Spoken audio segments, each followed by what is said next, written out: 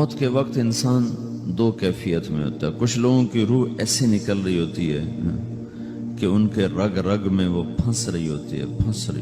وَلَوْ تَرَى اِذْ يَتَوَفَّى الَّذِينَ كَفَرُوا الْمَلَائِكَةُ يَضْرِبُونَ وُجُوهَهُمْ وَأَدْبَارَهُمْ. کاش تم دیکھ سکتے وہ منظر جب اللہ کے فرشتے نافرمانوں کی روح کو نکال رہے ہوتے ہیں تو ان کے منہ پہ بھی مارتے ہیں, ان کی کمر پر بھی مارتے ہیں.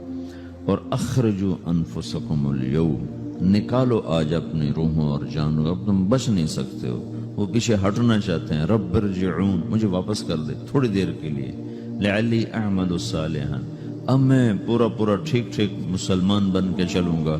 تو اس کے جواب میں ہوتا ہے, اور حدیث پاک میں آتا ہے کہ ملک الموت اترتا ہے, اس کے ساتھ 4 فرشتے ہوتے ہیں.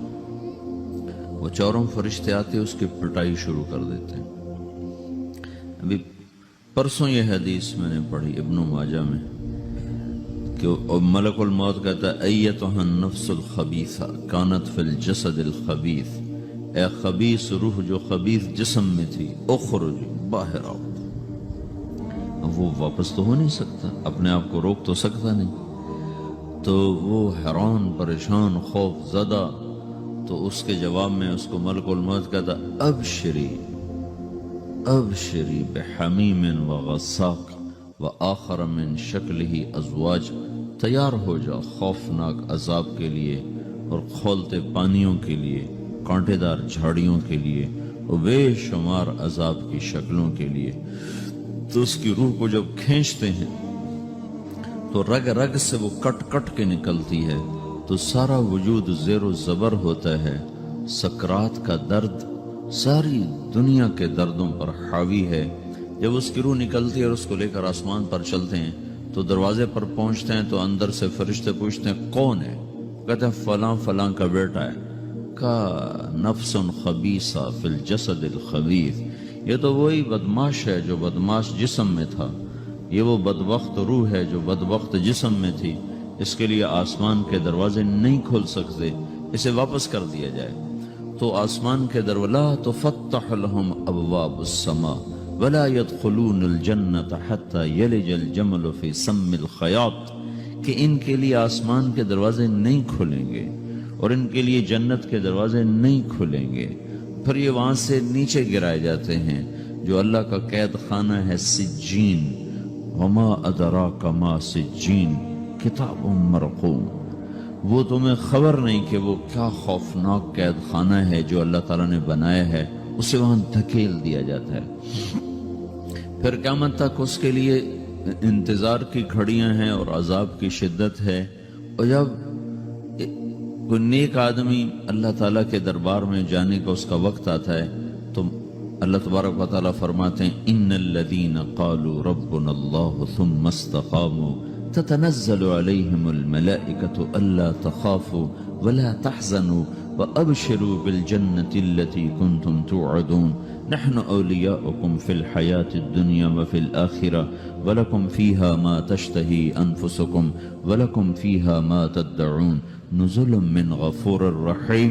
جب کوئی نیک مرد عورت کے جانے کا وقت آتا ہے تو اس کے لیے بھی فرشتے آتے ہیں اور آ کر اس کو خوشخبری دیتے ہیں اور آ کر اس کو تسلی دیتے ہیں کہ آپ غم نہ کریں, پیچھے والے بھی آپ کو مل جائیں گے, آپ خوف نہ کریں, آگے ساری منزلیں آپ کے لیے آسان ہیں, آپ کے لیے جنت بھی تیار ہے, رب بھی مہربان ہے.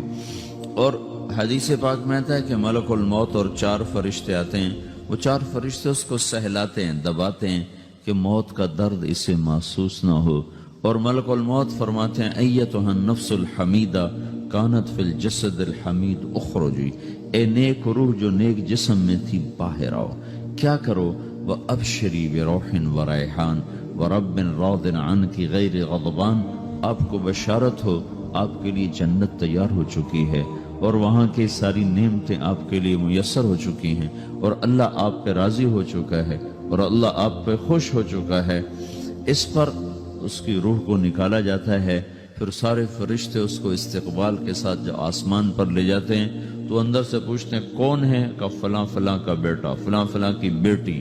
کہتے ہیں نفس حمیدہ فی جسد حمید, یہ تو نیک روح تھی جو نیک جسم میں تھی. مرحبا بہی, اس کو ہم سب استقبال کس کا کرتے ہیں اور ایک دم آسمان کے دروازے کھلتے ہیں، پھر وہ پہلا، دوسرا، تیسرا، چوتھا سارے آسمان پار کرتا ہوا اللہ پاک کے عرش کے نیچے کے جا کر، مرد ہے یا عورت، وہاں جا کر سجدے میں سر رکھتا ہے اور اللہ تعالیٰ فرماتے ہیں ہاں اس نے ہمیں خوش کیا، ہم اسے خوش کریں گے، اور اس کو عافیت کے ساتھ وہاں آسمان میں، پہلے آسمان سے لے کر اللہ کے عرش تک یہ سب ویٹنگ روم بنے ہوئے ہیں جہاں اللہ اپنے اپنے درجات کے مطابق جنت والوں کو ٹھہراتا ہے، اور وہ انتظار گاہ ہے اور وقت ختم ہو جاتا ہے، لہذا انتظار کی جو تکلیف ہے وہ بھی ختم ہو جاتی ہے، وقت ختم تو انتظار کا احساس ختم اور ٹائم کے گزرنے کا احساس ختم۔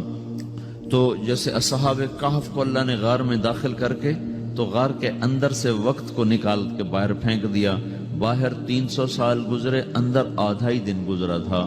وہ جب اٹھے ہیں تو وہ 25 برس کا نوجوان 325 سال کا ہو کے نہیں اٹھا، وہ 25 سال کی عمر میں اٹھا ہے، نہ ناخن بڑا ہے، نہ مونچھیں بڑی ہیں، نہ ان کی داڑیاں لمبی ہوئی ہیں، جو تو زندہ تھے، مر نہیں گئے تھے، تو زندہ کے تو بال بھی بڑھتے ہیں، ناخن بھی بڑھتے ہیں، لیکن وہ اس طرح اٹھے کہ 300 برس گزر گئے اور 25 برس کا نوجوان 25 سال کی عمر میں اٹھا ہے، 20 برس کا 20 برس کی عمر میں اٹھا ہے، اور وہ کہنے لگے کم لبثنا، بھئی کتنا ٹھہرے ہیں، کہ یومن او بعد یومن، لگتا ہے کوئی دن آدھا دن ٹھہرے ہیں۔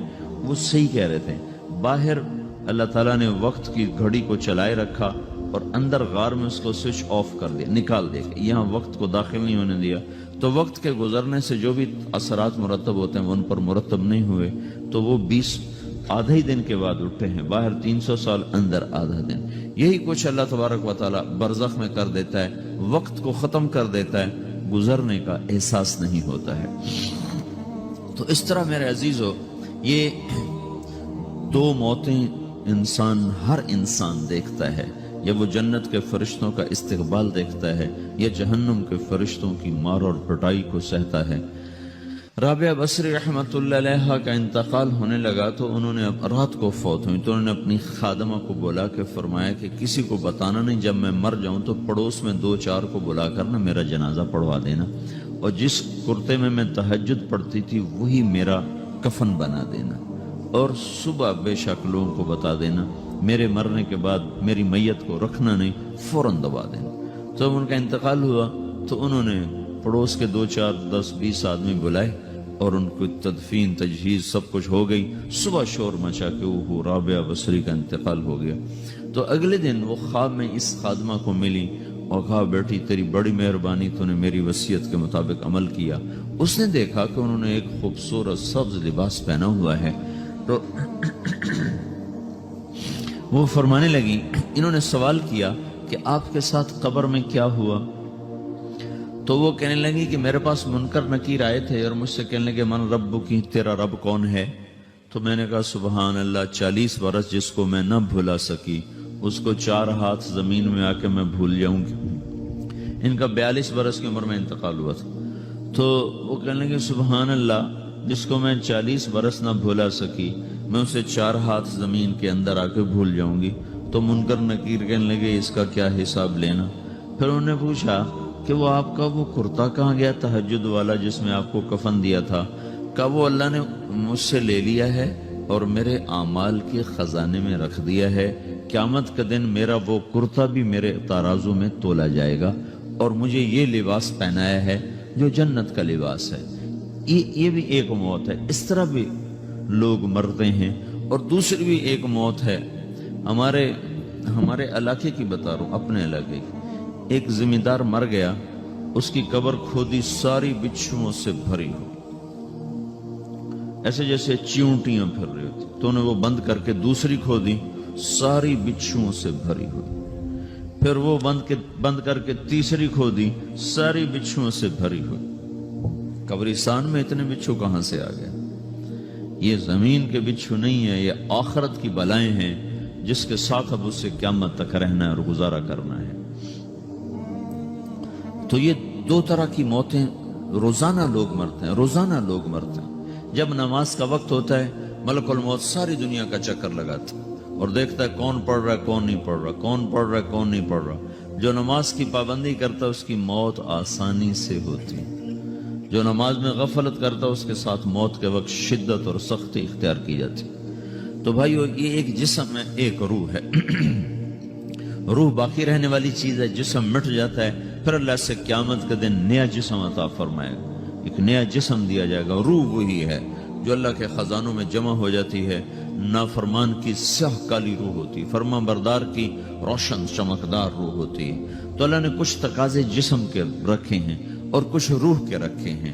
جسم کے تقاضے پورے نہ کرو تو یہ پریشان ہو جاتا ہے، روح کے تقاضے پورے نہ کرو تو یہ پریشان ہو جاتی۔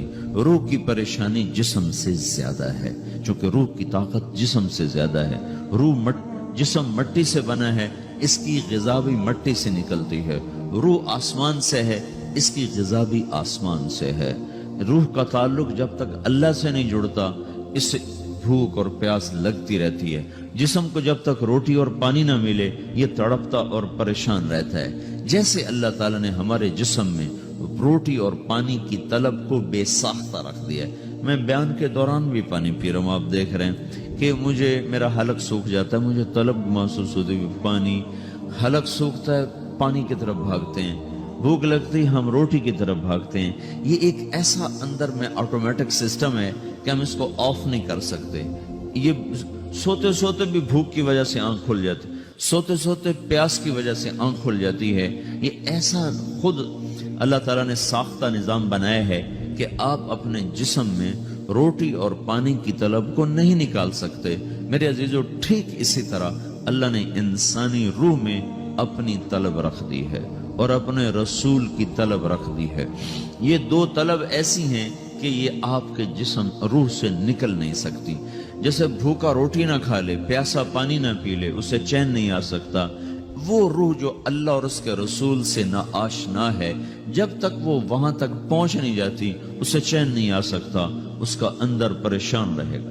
1997 میں جب جنید جمشید سے میری پہلی ملاقات ہوئی تو اس نے مجھ سے یہ سوال کیا کہ مولوی صاحب، ایک پاکستانی نوجوان جس گلیمر کو خوابوں میں دیکھتا ہے، وہ گلیمر تو مجھے زندگی میں ویسے ہی حاصل ہے، میرے چاروں طرف زندگی کا رقص ہے اور میری زندگی کی ہر خواہش، ہر تمنا پوری ہے، اس کے باوجود میرے اندر اندھیرا ہے، میرے اندر خلا ہے۔ مجھے لگتا ہے میں وہ کشتی ہوں جس کا کوئی ساحل نہیں، جس کی کوئی سمت نہیں۔ www.darsulquran.com ایسا نہیں ہونا چاہیے۔ ایک عام لڑکا تو کہتا ہے ہائے کاش یہ ہوتا، اس کو وہ نہیں ہو رہا تو پھر وہ پریشان ہے، ہائے یہ ہوتا، ہائے وہ ہوتا۔ تو میں تو ہائے نہیں کرتا ہوں، میری تو ہر لذت اور خواہش میرے سامنے تشتری میں سجا کے پیش کی جا رہی۔ میں کیوں ایسا کر رہا ہوں؟ میں ہائے ہائے کیوں کر رہا ہوں؟ میرا اندر ویران کیوں ہے؟ میرے اندر میں خلا کیوں ہے؟ یہ وہی خلا ہے کہ وہ روح کی پیاس کو شراب میں بجھانا چاہتا ہے، وہ روح کی پیاس کو لڑکی میں بجھانا چاہتا ہے، وہ روح کی پیاس کو موسیقی سے بجھانا چاہتا ہے، وہ روح کی پیاس کو دنیا کی رانائیوں میں 5 سٹار ہوٹلوں سے بجھانا چاہتا ہے۔ روح کیا جانے روٹی کیا ہے، شراب کیا ہے، پانی کیا ہے، عورت کیا ہے، موسیقی کیا ہے، گھنگرو کیا ہے، پائل کیا ہے، چھنکار کیا ہے، روح کو ان چیزوں کی کیا خبر؟ امریکہ میں ہماری ایک جماعت تھی تو 4 لڑکے 2 لڑکیاں، 4 لڑکیاں 2 لڑکے مسلمان ہیں۔ تو ایک لڑکے کا نام رکھا تھا ابراہیم، اور اس کو جب پڑھایا نا کلمہ، انہوں نے کہا ہائے، انہوں نے کہا ہائے، وہ دونوں ہاتھ یہاں رکھے سینے پر، دل پر، کہا ہائے۔ تو ہمارے ساتھی ہیں ڈاکٹر اختر، وہ کہنے لگے کیا ہوا کیا ہوا؟ کہنے لگا جب سے ہوش سنبھالا یہ جگہ خالی تھی، یہ تیرے کلمہ پڑھانے پر بھر گئی ہے کہ میری خوشی سے ہائے نکل گئی۔ یہ جگہ خالی رہے گی، یہاں شراب نہیں پہنچ سکتی، یہاں نغمہ اور موسیقی نہیں پہنچ سکتے، یہاں تالے لگے ہوئے ہیں، یہاں تک کوئی آواز نہیں جا سکتی۔ دل کے تاروں پر ایک ہی نغمہ چھڑ سکتا ہے اور وہ اللہ کی یاد کا ہے اور اللہ کی محبت کا ہے اور اللہ کے رسول کی محبت کا ہے۔ باقی کوئی مزراب ایسا نہیں جو ان تاروں کو چھیڑ سکے، باقی کوئی چیز آواز ایسی نہیں جو دل کی دنیا پر جا کر دستک دے سکے۔ یہاں بند دروازے ہیں، یہاں صرف اللہ پہنچے گا، اللہ کے رسول کا تعلق پہنچے گا، باقی کوئی چیز یہاں نہیں جا سکتی۔